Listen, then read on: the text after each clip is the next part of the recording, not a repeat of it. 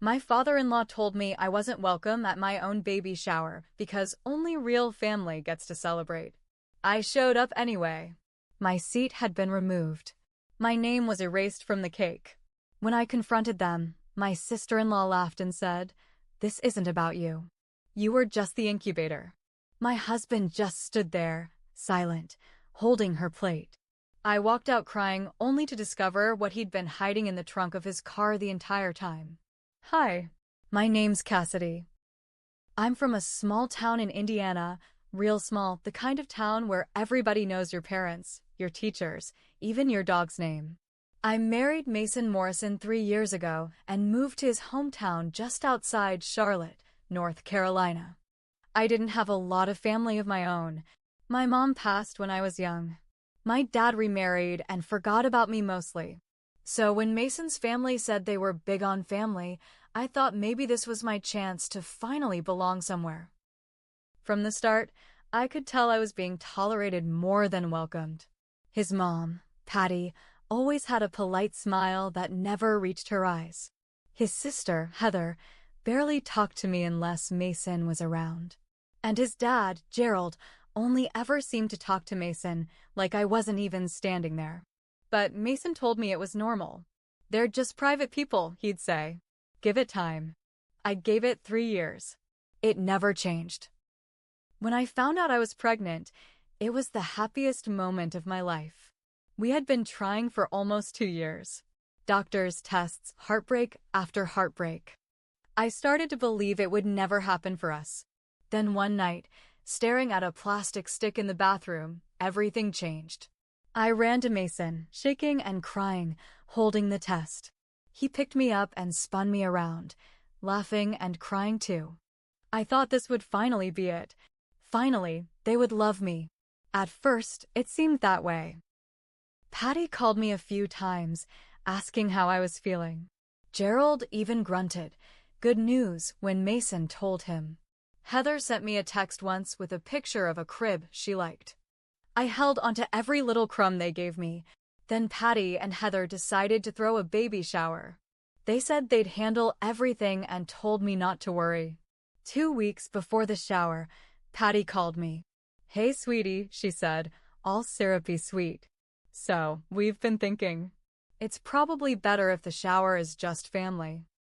I remember standing in the middle of my kitchen, the smell of spaghetti sauce on the stove, feeling my whole body go numb. "But I'm family," I said. There was a pause. A long one. "You're carrying family," she said, like I was some rented vehicle for their bloodline. I hung up without saying anything else. When I told Mason, he just rubbed my back and said, "Don't take it personally. You know how my dad is." I wanted him to storm over to their house.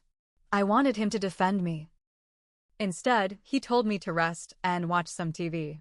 The day of the shower came. I sat at home for hours, telling myself not to go. But my heart wouldn't let me stay home. That was our baby. That was my family, too. I put on the prettiest dress I owned, light blue, with little white flowers, and did my hair the way Mason liked. I even wore the necklace he gave me on our first anniversary, a little silver heart with my birthstone inside. I drove to Patty's house and saw all the balloons and decorations outside. Blue streamers, "It's a boy," banners, all the stuff I dreamed about growing up. For a second, standing on the porch, I almost turned around. I should have. I opened the door. The second I stepped inside, every conversation stopped. Plates hovered in midair. Cups froze halfway to lips. I stood there in my nice dress, my belly sticking out, smiling like a damn fool. Patty rushed over to me like I had set the house on fire. "Cassidy, what are you doing here?" she said, low and sharp, like she was embarrassed for me. "I'm here for the shower," I said, already feeling my cheeks burning. Gerald appeared behind her. "We told you. This is for real family." I looked around. The living room was full of decorations, food, gifts stacked almost to the ceiling. But there was no chair for me. They had set up rows of folding chairs, a big semicircle facing the gift table. No chair for me. I walked closer to the food table. There was a cake. A big one, white with blue piping. Congratulations, Mason and baby Morrison. That's it. No mention of me. Not even a tiny mommy-to-be note. My hands were shaking when I turned around. Where's my seat? I asked, voice cracking. Heather came over, sipping punch, acting like she didn't see the way I was about to fall apart. We didn't think you'd show up, she said, laughing. No need to set one up for the incubator. The word hit me like a slap. Incubator. That's all they saw when they looked at me. Not Cassidy. Not Mason's wife. Not the woman carrying their first grandchild. Just a vessel. I heard soft laughter ripple through the room. I think some of them felt bad, but none bad enough to say anything. And then I saw Mason, standing by the fireplace, holding a plate of food and a cup, doing nothing, saying nothing, not even looking at me, like he was embarrassed. My whole world tilted. I stumbled backward, almost knocking into a table. I turned and fled out the door. The sobs started before I even hit the porch. I was gasping for air by the time I reached the driveway. I needed to leave. Now. But my keys were in my purse, and my purse was on the passenger seat. As I fumbled with the car door, I noticed Mason's car parked behind mine. The trunk was cracked open. I don't know why I walked over. Maybe deep down, I already knew. I lifted the trunk.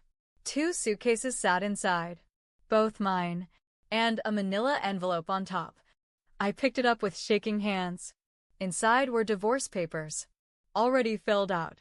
Already signed by Mason. I stood there, in the middle of their stupid blue decorations, holding the papers that said I was disposable. I looked back at the house. Through the window, I saw Mason laughing at something Heather said, a plastic cup in his hand. He never loved me. He just needed me. Now that the baby was almost here, I was nothing. I wasn't even family. I was just the incubator. I don't remember getting into my car. I don't remember starting the engine. All I know is that I was suddenly speeding down their street, barely able to see through the tears pouring down my face. My hands were trembling so bad I almost drove off the road. I pulled into a Walmart parking lot a few miles away and sat there, staring at nothing, the engine still running. I must have sat there for an hour, trying to breathe, trying to think. What now? Where would I go? I had no family nearby, no close friends in town. Mason had made sure of that without me even realizing it, moving me states away, making me dependent. I thought about calling him, begging him to explain. Maybe it wasn't what it looked like. Maybe no. I wasn't that stupid anymore. I wiped my face with the sleeve of my dress and looked at the divorce papers again. His signature was there. And then I saw something else tucked behind the papers. A letter. I pulled it out with shaky fingers. It wasn't handwritten. It was typed. Like a damn business transaction. Cassidy, I'm sorry you had to find out like this.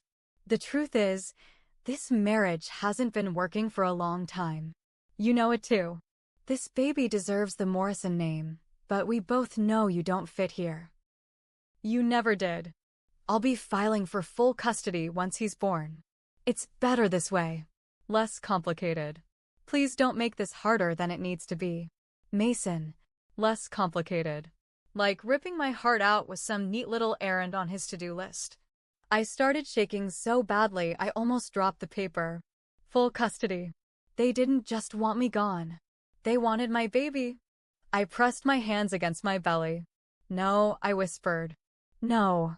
No. I wasn't going to let them take him. I wasn't just going to walk away. They thought I was weak. They thought I was disposable. They were about to learn exactly how wrong they were. I spent the night at a cheap motel off the highway, barely sleeping. The next morning, I called a lawyer. It wasn't easy. I didn't have much money. But I explained everything. The way they treated me. The shower. The papers in the trunk. She listened quietly. When I finished, she said something that lit a fire inside me. They can't take your baby unless you let them. The next few weeks were the hardest of my life. I stayed hidden. I drained what little savings I had to pay for a deposit on a small apartment across town. A friend from my old job, Anna, let me crash with her until it was ready. I changed my phone number, blocked Mason, blocked Patty, blocked them all.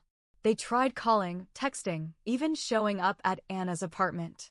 But I never answered the door. I never responded. I didn't want them anywhere near me.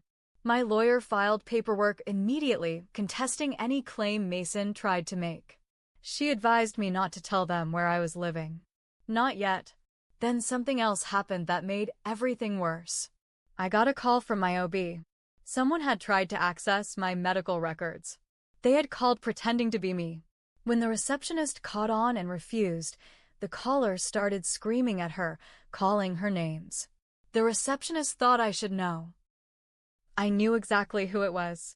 They wanted to know when the baby was due, where I was delivering, probably so they could swoop in the second he was born. I started sleeping with a chair jammed against the door. I bought pepper spray. I was scared all the time, but the fear made me stronger. They weren't getting my son. 2 months later, I gave birth. It was a rough labor. 27 hours. Emergency C-section at the last minute. But when they placed him in my arms, nothing else mattered. He had a full head of dark hair, just like me. Little fists balled up against his cheeks. The sweetest cry I'd ever heard. I named him Noah. Not a family name. Not a Morrison name. My choice. When the nurse brought me the birth certificate forms, I filled them out without hesitating. Father. Left blank. I wanted to cry again, but this time out of relief. He was mine. Only mine. But the Morrisons weren't finished with me yet. 2 days after I got home from the hospital, there was a knock on my door. I peeked through the peephole.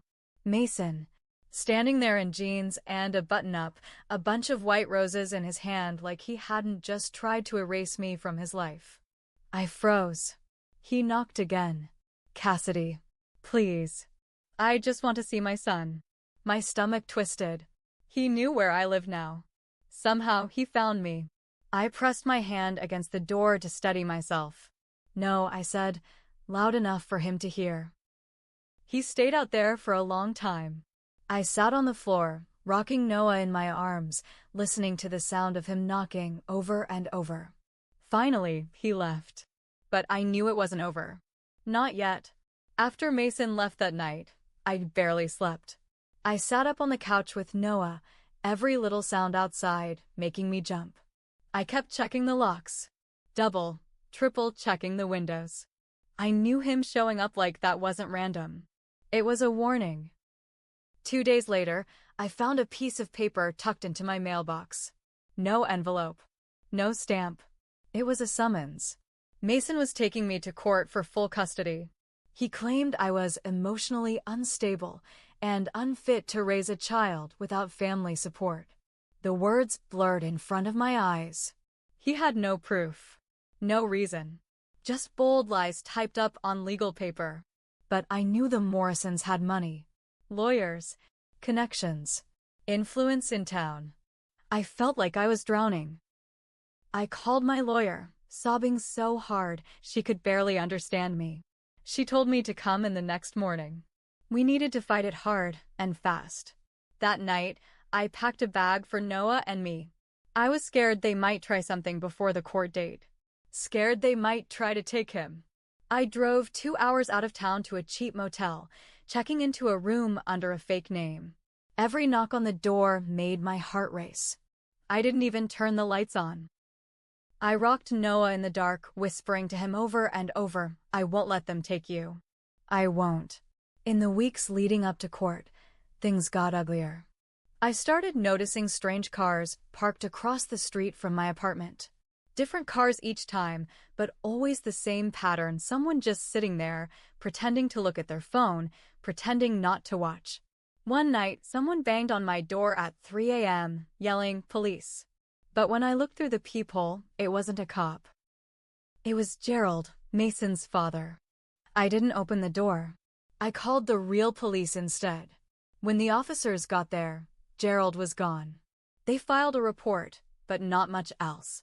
Family disputes are tricky, one officer said, almost like it was a joke.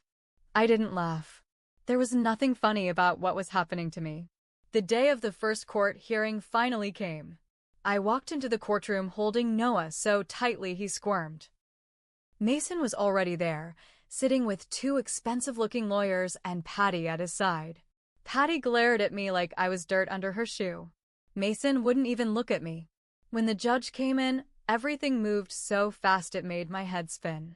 Mason's lawyer painted me like some crazy, unstable woman who ran off and hid with the baby. Said I refused to let the biological father bond with his son. Accused me of having episodes and said there were witnesses to my unstable behavior. All lies, but lies told in clean suits and polite voices. Then it was my turn. My lawyer stood up and laid everything out.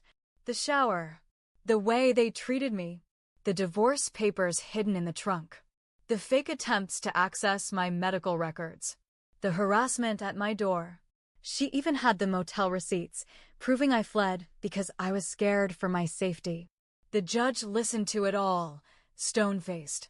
When it was over, he called a recess to think it over.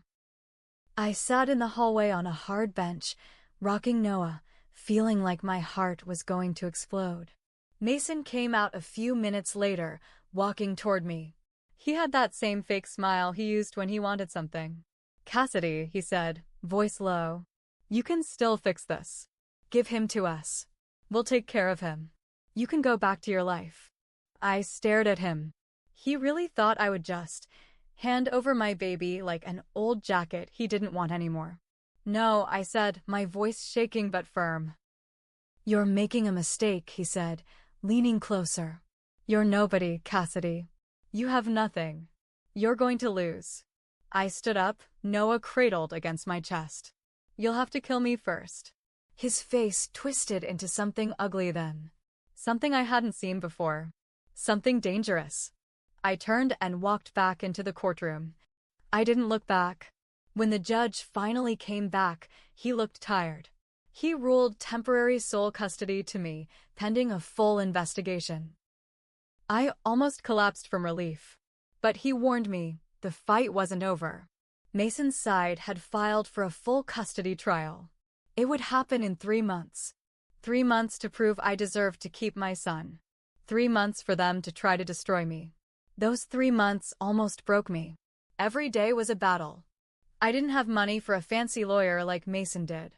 I worked at night after Noah fell asleep, typing freelance jobs from my laptop. I slept maybe 2 or 3 hours a night, always with one ear open, scared they would come for us. But I didn't give up. I saved every piece of evidence, every weird car, every unwanted call, every fake message they sent pretending to be child services or hospital workers. I kept everything. One night, about a month before the trial, something big happened. I was walking back to my apartment from the mailbox, Noah strapped to my chest, when a dark SUV screeched to a stop next to me.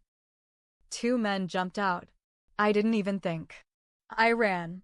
I ran like my life depended on it, because it did. I barely made it to my door, fumbling with the keys, kicking and screaming. A neighbor, a big, tough retired army guy, saw what was happening and came barreling out of his apartment. The men jumped back into the SUV and peeled away. The cops came. I filed another report. This time, they took it seriously. Turns out, the SUV was registered to one of Gerald's businesses. They were trying to kidnap Noah. That report became gold in my custody case. It was the beginning of the end for them. The final trial came fast after that. When I walked into court, I was different. Not scared anymore. Not shaking. I had Noah in my arms, my lawyer at my side, and a thick folder of evidence. Mason sat there looking smug, still thinking money could fix everything. Patty wouldn't even look at me. Gerald looked ready to spit nails. When the trial started, it all came out. The harassment, the stalking, the fake medical record hacks, the attempted kidnapping. Everything. My lawyer didn't just fight, she buried them. At one point, when they tried to deny the SUV incident, the judge slammed his gavel down and shouted, "Enough." Patty started crying fake tears. Heather looked like she was going to vomit. Mason just sat there, his face getting redder and redder. When it was finally my turn to speak, I stood up, heart pounding. I didn't use fancy words. I didn't cry. I told them the truth. I told the judge about being treated like garbage, about finding divorce papers while carrying Mason's child, about how they only cared about bloodlines, not people, about how they called me an incubator. And then I said the words that sealed it. My son is not a trophy. He's not a prize for them to wave around. He's my baby, and I will spend the rest of my life protecting him from people who see him as property. Silence. You could have heard a pin drop. Even Mason looked shaken. The judge didn't even take a break. He ruled right there. Full permanent custody to me. Mason's parental rights terminated. No visitation. No contact. He called Mason and his family dangerous, controlling, and a threat to the child's safety. It was over. Really, truly over. I walked out of that courtroom into the bright sun, Noah tucked safely against me. And I smiled for the first time in a long, long time. But the Mauritians' downfall didn't stop there. The attempted kidnapping charges stuck. Gerald was arrested. Patty lost her job at the bank after news got out. Heather's husband left her, taking their kids. Their whole rotten empire crumbled like wet cardboard. Mason? He tried to move to another state. But the arrest warrant followed him. He spent 6 months in jail for conspiracy to commit kidnapping. Last I heard, he's living in a beat-up trailer, broke, no job, no family left standing. As for me, I made mistakes too. I trusted too easily. I gave my heart to people who didn't deserve it. I ignored warning signs because I was desperate to be loved. But not anymore. Now it's just me and Noah. We moved out of North Carolina. Started fresh in Tennessee. I got a job working for a nonprofit that helps single moms. Noah's 3 years old now.